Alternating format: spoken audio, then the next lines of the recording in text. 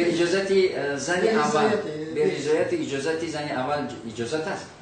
حالا به نقطه نظر اسلام هم از روی فطرت انسانی ببینیم کدوم زن اجازت میده که شوهر زن بگیرد.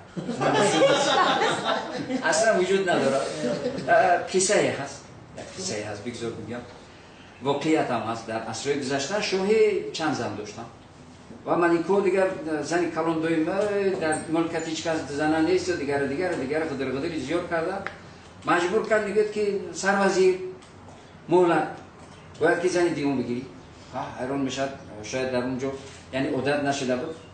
میرود بسیار زیق و ملال به خونهش. زن میگه که سروزیر چی خبر است؟ میگه که شاید علام گفت که زن دیگه نگیری از وظیفه آزاد میکنن. خیلی میگه که سروزیر در این ملک 100 میلیون آدم زندگی میکنن، همه سروزیر نیست. من بسپار وظیفه رو زن نگیر.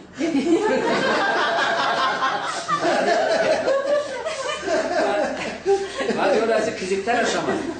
بعد از این حالت میگذارند شو میخیزوند سروزیر. میگه سروزیر مسئله زنگیری چی شد؟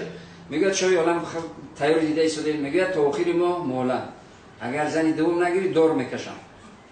میره باز خفتر زیقتر میره پیش زنش خونهش. زنش میگه که سروزیر شوهر بود چی خبر است زیق؟ میگه که شو حکم رو اگر زنی دوم نگیرم دور میکشم. خیلی شوهر سروزیر شهید میمیری هیچ گم نداره.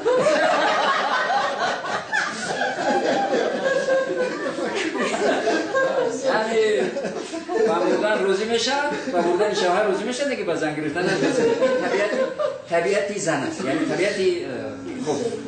در برابر این شریعت اسلامی یعنی با در نظر داشت فطرت انسانی، شریعت اسلامی اجازت زن اول رو به نظر گرفتگی نیست. عدالت رو اساس زندگی گذاشتگی هست که باید عدالت شود، اما اجازت رو شرط گذاشتگی.